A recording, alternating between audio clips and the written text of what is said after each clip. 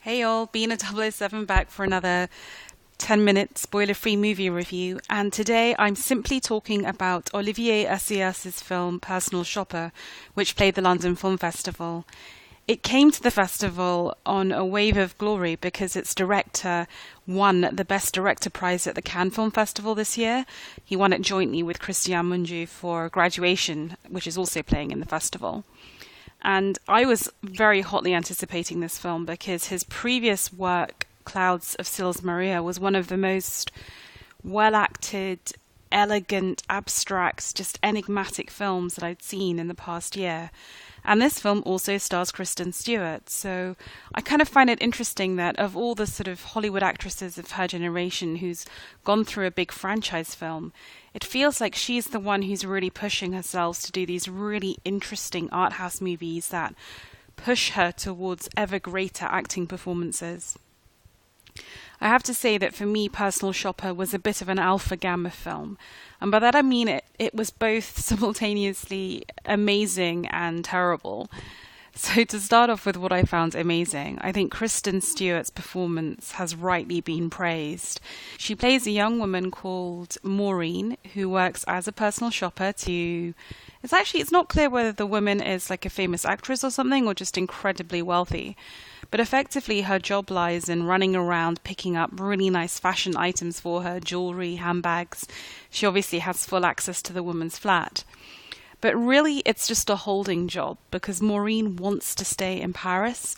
She has recently been bereaved. Her twin brother has died of a congenital heart failure, a disease that Maureen also faces. So she's also dealing with not just the grief for her brother, but the fact that she too could suffer a death.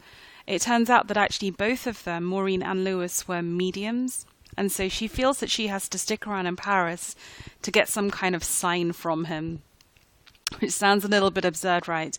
And actually the opening scene of this film is of her driving up to his old house and sort of camping overnight, waiting to see a spooky vision. It sounds absurd, but it's not. And the reason it's not is because Kristen Stewart absolutely commits to this performance. It's incredibly moving. We truly believe this is a woman trapped by her grief and unable to move on with her life, and so vulnerable because of it. Because of her grief, she is so open to being exploited. And, as the film unravels, what we realize is that part of the way in which she's being exploited, potentially, or is it really a ghost, is that someone is cyber stalking her and sending her text messages. So that brings me to what I didn't like about the film, and I didn't like its central conceit, which is the idea that she's being stalked by text message and responding to it. For a couple of reasons. I think that visually, cinematically, it's pretty weak for 30 minutes at the center of this film just to watch someone texting back and forth with someone who's withholding their identity.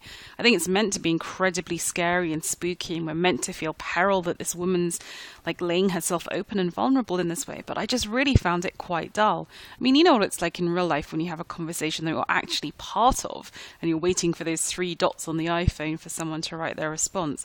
I mean, this is even worse, right? And I think that Olivier Assayas is a director, and this brings me to my point. I'm amazed that of all the awards this film got at Cannes, the one it got was directing, not acting. Anyway, I don't think he's in control of his material. I feel that the film is tonally just all over the place and jarring. You have on the one hand this beautiful emotional character drama, and then this weird thriller that I don't think he's really committed to. I don't think we're meant to really know or care who done it, so to say. And the way it wraps up is just so quick and so obvious and so banal. The film just jumped the shark at that point for me, and I never really got back into it, sadly. The fact that I almost got back into it again is entirely down to Kristen Stewart's performance. But I think it is a fundamental flaw that Assayas felt the need to combine the emotion with this hammy thriller plot. And I know that in The Clouds of Sils Maria, there's also this amazing, wonderful, ambiguous mystery in it, and at the end. But I feel that was genuinely enigmatic. He didn't feel the need to sort of turn the cogs of the wheel of the thriller plot as he does in this film. So, Personal Shopper, I think it's probably still worth watching, right, for Kristen Stewart because she is so amazing. But yeah, this is definitely not as good a film as Clouds of Sils Maria. And I would have to say that I mean, I'm probably being a little bit harsh on it in my negative aspects of the direction, but this is a film that has had very differing critical responses. So some people absolutely adore it and love it, and some people have really felt it was just a directorial mess. So I think kind of like my conflicted response probably accurately reflects the critical consensus for whatever that's worth. Personal Shopper has a running time of 105 minutes and is rated 15. The movie played Cannes, Toronto and London 2016. It opens on December 14th in Belgium and France, on January 19th in Germany, January 26th in the Netherlands, the 27th in Austria, on February 2nd in Russia, on March 3rd in the UK and Ireland, and on March the 10th in the USA. Okay, that wraps it up for today's podcast review. It's only one film. I did also watch an amazing film called Christine, but as I'm watching a documentary on the same topic later in the week, I figured I'd cover both of those together. In the meantime, whatever you watch at the cinema, I hope you thoroughly enjoy it.